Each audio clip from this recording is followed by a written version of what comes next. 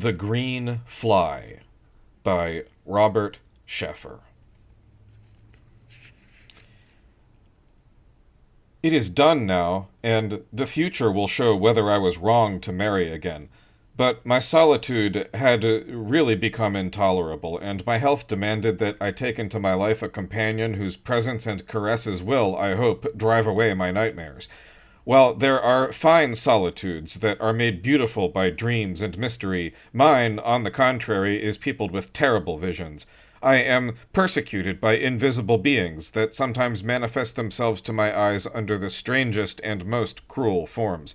There was fault on my side, I know, and by committing the crime I raised against myself the powers of hell. But it has lasted too long, and the soothing influence of Claire, my new wife, should disarm the other, the first one, who pursues me incessantly, in darkness and in light, seeking to avenge herself. I gaze upon Claire as she sleeps. She does not suspect that my anguish is soothed by the sight of her peaceful slumber, and that she is the charming fairy who will drive away the ill-omened crew of phantoms that float along the tapestried walls in the ancient and somber nuptial chamber, and swarm down on me from above the vaulted windows, twining in and out among the velvet shadows of the heavy curtains. She is pretty and frail under the cambric cover that, chastely slipping from her shoulders, reveals the rounded contour of her bosom, nestling among the laces of the pillow, her golden hair flowing over her face, and her eyes closed. She smiles in her sleep. For a long time I gazed at her. The purity of her dreams has crept into my accursed soul and softly shines there, but I know not what terror has suddenly contracted my heart. It seemed to me that, under my persistent gaze, her features changed, modeling themselves on those of the other, of Madeline, who is dead. Her expression altered simultaneously, her breathing became labored, she moved, sighed, her eyelids fluttered, and when she awoke I read terror in her eyes as I leaned over to reassure her. Just such awakenings had I secretly observed before in Madeline in the old days. "Is it day yet?" she asked. "You are already up? I've had a horrid dream. I do not know quite what—" I took her in my arms and caressed her, and presently she fell asleep again, like a child, with one arm lying above her head. But I was not mistaken, and I wonder that I had not noticed it earlier, that she recalls Madeline, though I cannot say precisely in what features, for her heavy hair was black, with steely blue lights in it. Madeline, my thoughts are completely filled with her, and with that night when I thought the sinister past was buried. I certainly had the right to kill her, inasmuch as she had betrayed me, and so it is not remorse for the act itself that pursues me, but for the manner in which I took my revenge. From a long line of ancestors, I inherited a crafty and vindictive nature. Frankness has no place in my mental processes, though I decide unerringly on the end to be attained. Dissimulation is to me a habitual garment, and I have no need to lie, so completely have I accustomed myself not to uncover the truth that I wish to stifle, or the suspicion that should not be aroused. My forte lies in knowing what not to say. And so, when I suspected Madeline of being unfaithful to me, I took pains not to betray my jealousy to her. On the contrary, I acted frankly and cordially toward her, and afforded her easy opportunities to sin, in such wise that I had abundant liberty to assure myself that my suspicions were well-founded. And then, though my blood fairly boiled, I did not break out. I did not have recourse to the dagger or the foolish bullet. More than ever I schooled my face and my manner, and from what I know she suspected nothing. I fairly exhaled confidence, and Madeline felt herself perfectly safe.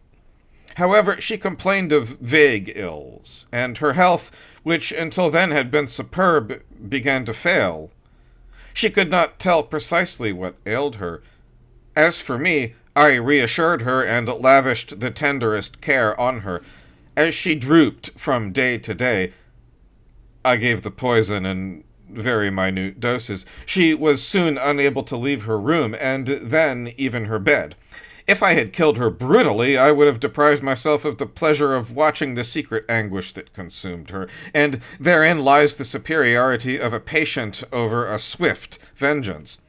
For in her isolation, of which I was the jailer, Madeline received no message from her lover, nor could she have him brought to her. I read in her eyes her mute and incessant despair. I understood her mental torture, far worse than her physical suffering, and, lavishing hypocritical cares upon her, I reveled in her hatred toward me that she dared not express. That lasted a week, 2 weeks. Then, at the time I had fixed, her death agony began.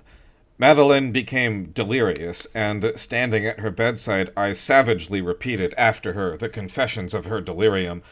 A little while before she died, she had a lucid interval. I took her in my arms, as if to give her a final kiss, and whispered, "It is I who have killed you," and, clearly emphasizing it with all my anger, all my accumulated scorn, I hissed an epithet in her ear. Her eyes grew wide. A terrible light flamed up in them. She made a threatening gesture, mumbled a few incomprehensible syllables. Then a spasm seized her, and her head fell back motionless in the funereal waves of her black hair. Since she was dead, I wept, and the people who were present pitied my great sorrow. I watched beside her through 2 nights, recalling in the presence of her remains the tender joys of former days and the bitter ecstasies of the past fortnight, and I know not what strange fear, against which I could not defend myself, crept over me as I gazed upon my victim, who seemed to live once more in the flickering light of the tapers. Dawn was whitening the heavens, the windows were filled with its pallid light, the strangeness of the hour augmented my anxiety. Worn out with fatigue, I was almost fainting, and wished fervently that the funeral ceremonies might be quickly ended. Suddenly, in the silence, sounded the droning of a rapid, whirling flight. Something vibrated near me, lighting up the shadows with a fitful glitter.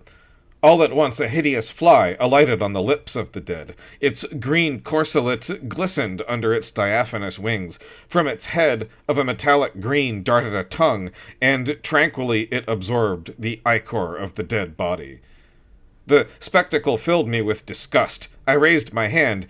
The fly rose in slow flight, disappeared behind the curtains, and I heard its buzzing fade away into the distance, then grow nearer again. Suddenly it struck me on the mouth. It clung there. The sensation was revolting. It seemed to me that I had been sullied by this contact with the dead, by an unclean kiss. I uttered a cry. Everything swam before my eyes, and I fainted. No one has ever known that. At the instant when I sank into the black abyss, I understood that the soul of the dead had taken possession of my flesh. Since then, and often, I have seen Madeline's face, intangible and implacable. I have felt the weight of her arms pressing on my throat as if to strangle me, the cold wind of her breath frozen in my face, and time and again the green fly has come back, imprisoning me in the circle of its glittering flight, lightly touching my hair, my eyelids, and violating my mouth, on which it surely and promptly alights. Many times have I tried to crush it. It easily evaded me, and in triumph made me dizzy with its rapid flight and its droning. Its presence has become a torment to me. In spite of lights, the horrible nights have inflicted it on me, and when dawn came, sleep fleeing my eyes, it has been still worse. But the round of evil phantoms was swept away under the sovereign influence of a young and innocent creature, and already, like the incense that spreads through a chapel, Claire's breath has purified the atmosphere in which peace reigns once more. Look! Behind the raised curtains, it is not the pallid dawn. It is the sunrise that is already reddening the windows, and soon the first golden arrows of the sun will implant in me the joy of living and of loving Claire, whose morning kiss announces to me my resurrection. But what is this? An emerald spark has plowed through the space where the light is diffused. A familiar buzzing assails my ears, and, I have crushed it on my lips. The fly! The horrible green fly!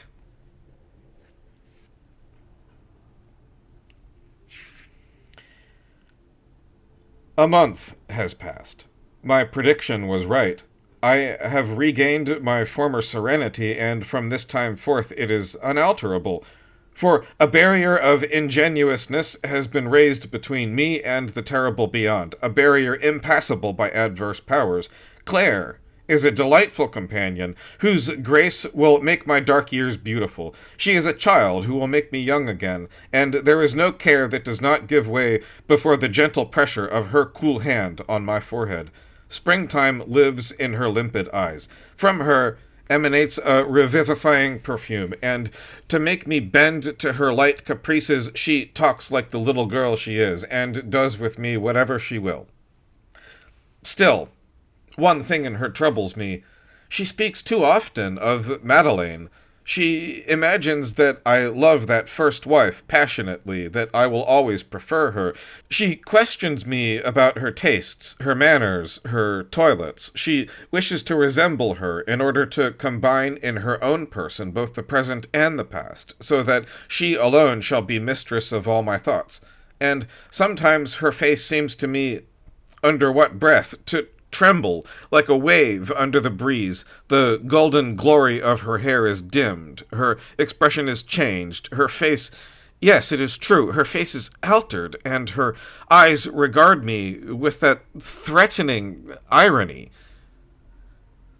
Madeleine, Madeleine, I cry, and then, delighted, she kisses me and says, "Oh, you naughty man, not to be satisfied with your little Claire, and wanting her to lead our beloved to you by the hand. I am doing my best every day. I am making progress." But her caresses calm me. The interposed image is effaced, and pressing her to me, I murmur, "No, you are Claire, my darling, my golden-haired fairy. It is you alone that I love." But she shakes her head mutinously and replies, "That is not true."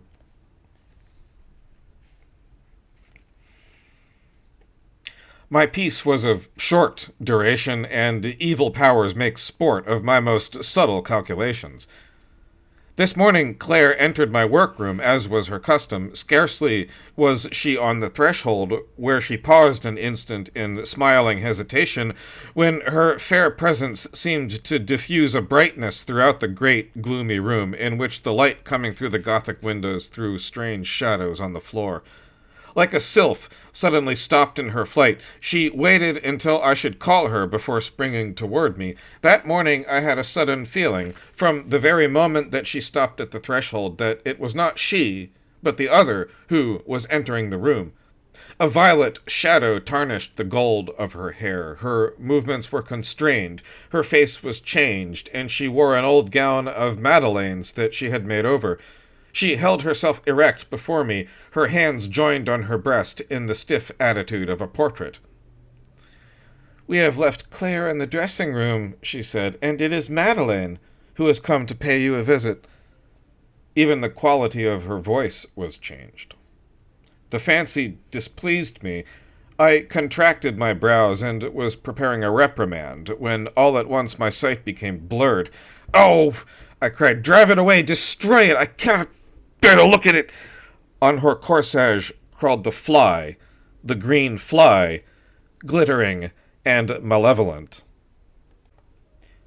"Why? What's the matter?" asked Claire, making a little face. "What am I to drive away?" Her cautious fingers glided over the soft silk, on which the fly still remained. "The fly! The devilish green fly!" I cried, not daring to approach her. She burst out in merry laughter. "Were you taken in by that? It is only a brooch, and a beautiful piece of workmanship, see?" And she detached the jewel, which was composed of emeralds and diamonds in exact reproduction of a fly with diaphanous wings, and held it before my eyes. Instinctively I drew back, and by I know not what chance the points of the pen scratched my lip, on which a drop of blood welled up at once. The contact made me shudder. The old horror had laid hold of me again, and with a violent movement I flung the jewel to the floor. "Oh, have I hurt you?" cried Claire. "How awkward I am! Forgive me." And, kneeling before me, She patted the scratch with her handkerchief. I felt that I was ridiculous, but I could not master my emotion. "It is nothing," I managed to say at last, "but I do not recognize this jewel. Where did you get it?" "You do not recognize it?"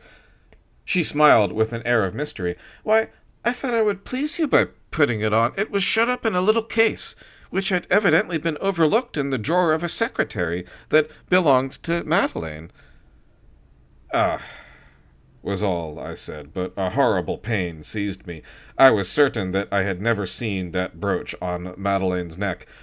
I knew that it must have come to her from her lover, and that she had not dared to wear it in my presence. I picked up the green fly, which lay where it had fallen on the floor, stepped quickly to the open window, and threw it far out. "Ah, that is better," I said, greatly relieved. Claire, astonished, said not a word. "The insignificant scratch has festered. I know not what germ of corruption was introduced into my blood through the infected point of the pin. At first, I let the thing go. A small abscess formed, but I paid little attention to it. Then I was taken with the violent shivers of a fever. The doctor who was called in looked very grave. More and more violent shiverings. I am thirsty. My teeth chatter with unreasoning terror. I think that I am often delirious. In the next chamber I have heard, for my hearing has become singularly acute, these words murmured, 'Purulent infection.' I know that I am going to die. Just now Madeleine appeared at the side of my bed. Her lips were set in a horrid grin of triumph. 'In order that vengeance shall be as great as yours,' she murmured, 'you had to die by the innocent hand of Claire.' I dragged myself up in my bed to curse her. The effort was so great that I lost consciousness. When I came to myself again, Claire was stroking my forehead with her cool hand and weeping.